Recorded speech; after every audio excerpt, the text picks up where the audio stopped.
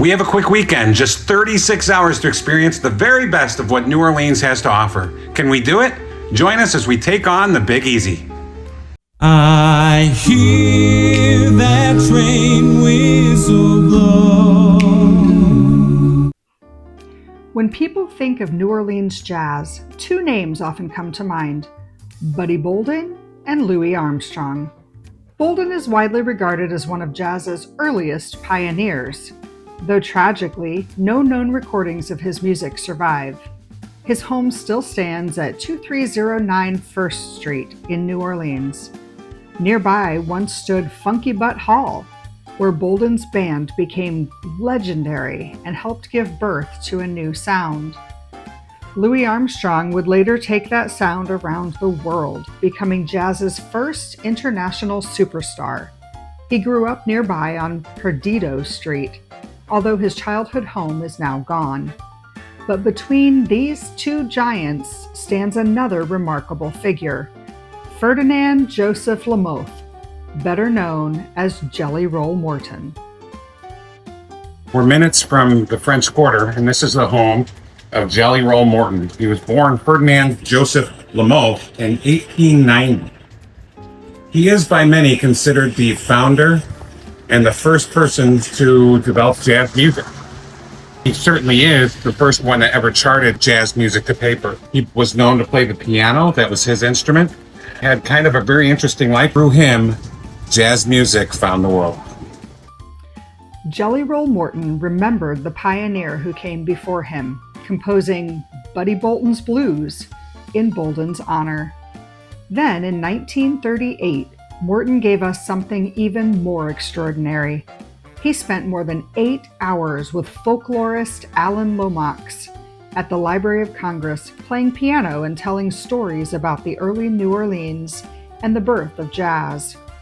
Because Buddy Bolden was never recorded, Morton's own voice became one of our most important first-hand connections to jazz's earliest days. Morton's life ended tragically.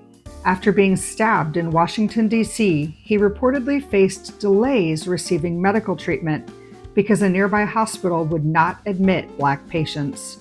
He survived, but his health never fully recovered. He died in Los Angeles in 1941 at just 50 years old. Without Buddy Bolden, jazz may never have found its first voice. Without Louis Armstrong, it may have never captured the world's imagination. But without Jelly Roll Morton, much of its earliest music and its story might have been lost forever.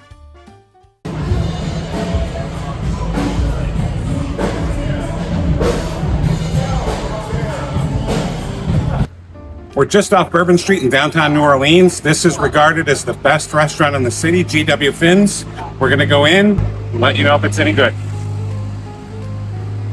Well, we're at the nicest seafood restaurant in New Orleans, and you don't like seafood. So have you seen anything here that you like? I'm gonna get a fillet. Just a fillet? Just a fillet. Does it have sides? Potatoes, onions, béarnaise. He told me to try the grouper. I think I'd try the sheep's head if it didn't have crab on top, but what do you think, the grouper or the sheep head? You're not going to try any of it, are you? No idea. This is pork belly with watermelon and barbecued shrimp. What do you think, Heather? Am I going to have to fight you for the shrimp? For sure. Yes. All right, and I went with the swordfish.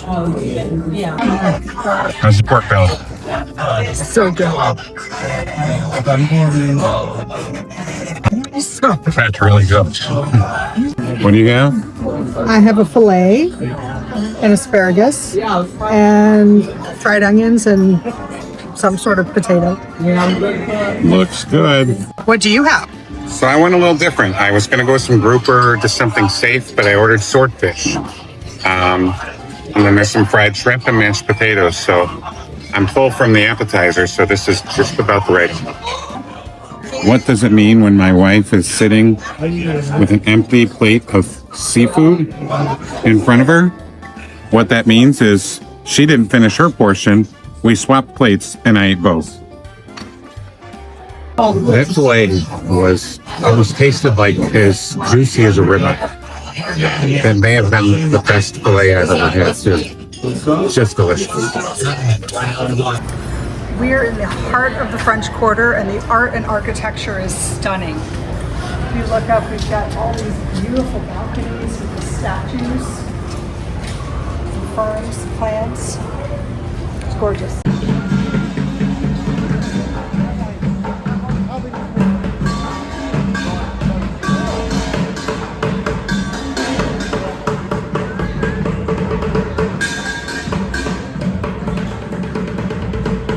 We're a little off Bourbon Street and Royal, about 3 blocks away from the French Quarter. This place here called the Spotted Cat is where we're told the best music's at. So we're gonna go check it out.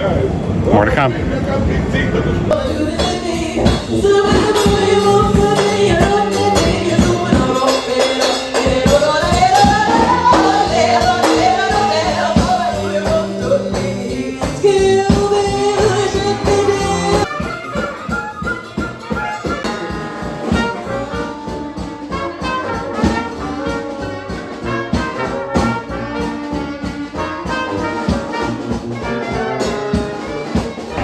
We're still in the French Quarter in New Orleans. This is Jackson Square. And we're standing in front of the St. Louis Catholic Cathedral. And what this is, this church was actually built here before the U.S. was the U.S. This was a French colony city. And they kind of had some tragedy in the first 50 years or so of the church. It was built. And within 10 years, a hurricane took it out. So it was rebuilt. So majorly resilient.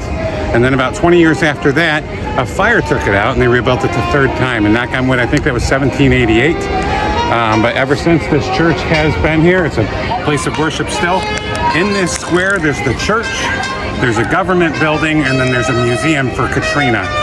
And it's just beautiful around here, actually. You see how it's lit up at night? Definitely an old building, but part of the old New Orleans downtown. Every time we come to New Orleans, every time I've been here, we have to stop by Café du Monde to pick up some beignets. If you don't know what they are, we'll show you here in a second. But this is a tradition. This restaurant here, this, whatever you call it, a restaurant that sells beignets, has been here since 1862. It opened up during the Civil War. It's a permanent fixture in downtown New Orleans.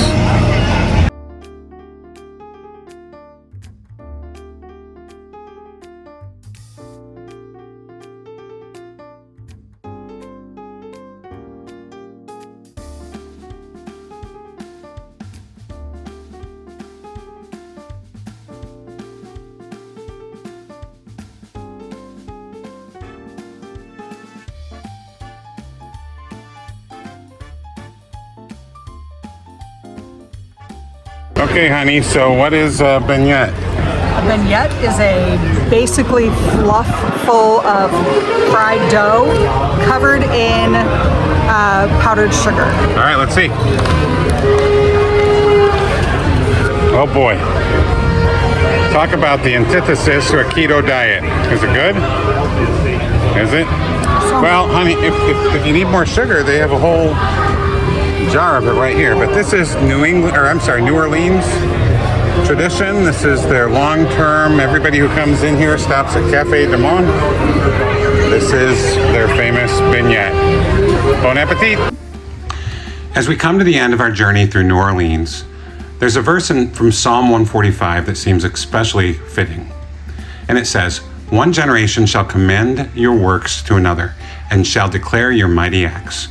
Again, that's Psalm 145:4. We've spent these past couple days surrounded by reminders of generations that came before us. We rode streetcars that have carried people through these neighborhoods for generations, walked streets where cultures came together and created something uniquely New Orleans. And we learned about specific musicians like Buddy Bolden, Jelly Roll Morton, and Louis Armstrong, people whose influence reached far beyond their own lifetimes. And maybe that's part of what makes this verse so meaningful. God never intended for things he has done in our lives to end with us. Each generation has a story to tell the next. Stories of God's faithfulness, lessons learned through difficult seasons, prayers that were unanswered, and even times when we didn't understand what God was doing until much, much later. And we don't have to be famous or accomplish something extraordinary to leave that kind of legacy. Maybe it's a grandparent telling a grandchild about a time when God provided when there didn't seem to be any reasonable way forward. Maybe it's a parent passing along a lesson that took years for them themselves to learn. Or maybe it's simply taking the time to tell someone younger, here's what God has taught me along the way. Because if we don't tell their stories, they can easily disappear. That thought seems especially appropriate here in New Orleans. Buddy Bolden never made a single recording, yet others remembered his music and told his story. Jelly Roll Morton sat down years later and preserved memories of those early days of jazz that otherwise might have been lost. Someone remembered, someone told the story, and another generation received it. Psalm 145 reminds us to do something similar with the story of God's faithfulness. So perhaps the question we should take home from this journey isn't simply, what will people remember about us? Maybe a better question is, what are we passing on? Our travels eventually end, buildings change, generations come and go. But the stories we share, the wisdom we pass along, and most importantly, the testimony of what God has done can continue long after we're gone. One generation shall commend your works to another and shall declare your mighty acts. And that may be one of the most important journeys worth remembering. Thank you for joining us. We're taking you inside New Orleans' incredible National World War II Museum, one of the world's most premier museums dedicated solely to World War II. And that episode's coming soon. That place deserves an episode all of its own. It was fantastic. Please like and subscribe so you'll be the first to be notified just as soon as that episode posts. And please plan to join us for that journey. Your hot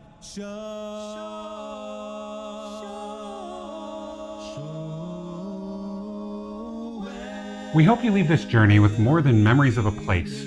We hope you've enjoyed discovering the people and the history that give it meaning.